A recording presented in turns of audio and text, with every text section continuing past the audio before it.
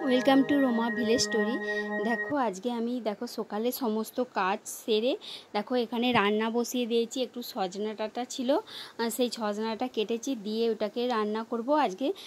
ওইটাকে প্রথমে আমি তেলে ভেজে নিচ্ছি, ওইটা দিয়ে আজকে আমি তরকারি বানাবো। তারপর এইদিকে আমার খিদে পেয়ে গিয়েছিলো, দিয়ে একটু ওরা খাচ্ছিল, ওদের সঙ্গে আমিও খাচ্ছিলাম। একটু সে পুজোর মুরগি ছিল, মুরগি আর মুড়ির মধ্যে পাইল করে খাচ্ছিলাম। তারপর ঢ্যাঁড়স কেটেছিলাম, এখানে ঢ্যাঁড়স রান্না করছি। আর এখানে গ্যাসেও এগুলো রান্না করছি, আর উনুনে ভাতটা বসিয়ে দিয়েছি।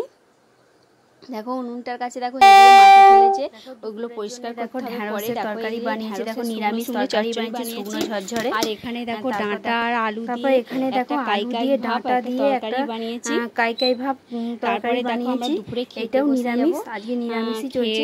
খাওয়া দাওয়া হয়ে গেলে তারপর আমরা দুপুরে খেতে বসে যাবো। উঠে আবার কাজ আছে। বিকালে উঠে অনেক ঝড়ে পাতা পড়েছিল, নারকেল পাতা, সেই নারকেল পাতাগুলো ছুলে নিচ্ছি। কদিন তো ছুলার টাইমই ছিল না, কাজ ছিল বাড়িতে। তারপর ওই ঝাঁটা বেরোবে, ওর থেকে ওইগুলো ছুলে নিচ্ছি।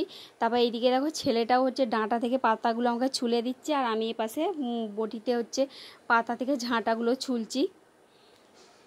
তারপর সন্ধেবেলার জন্যে একটু ছোলা আর আলু, ছোলা ভিজিয়ে রেখেছিলাম, সেই ছোলা আর আলুগুলোকে আগে একটু সেদ্ধ করে নিয়েছি। তারপরে কাঁচা লঙ্কা ফোড়ন দিয়ে আমি ওইগুলোকে একটু তেলের মধ্যে একটু ভেজে নেব, আর সন্ধেবেলা একটু মুড়ি খাওয়ার জন্যে। তারপর ওইগুলো ভেজে সবাই একটু করে অল্প করে মুড়ি খেয়ে নেব। সেই দিকে শাশুড়ি মাকেও দিয়ে এসেছি, খাচ্ছে। তারপরে মুড়ি টুড়ি খেয়ে রাত্রের জন্য একটু আটা মাখিয়ে নেবো, রাত্রে রুটি বানাবো। আর এইদিকে সেই ভিজিয়েছিলাম, মটর ভিজিয়েছিলাম, মটর আলু নিরামিষ তরকারি বানাবো আর রুটি। বন্ধুরা, ভিডিওটা যদি ভালো লেগে থাকে তো কমেন্ট করো, লাইক করো, সাবস্ক্রাইব করো, আমাদের পাশে থেকো।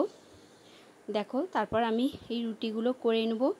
তরকারিটাকে নিরামিষে আদা জিরে দিয়ে ফোড়ন দিয়ে তরকারিটা বানাবো। তারপর আমরা রুটি তরকারি খেতে বসে গেছি। আমি ভিডিওটা এখানেই শেষ করলাম।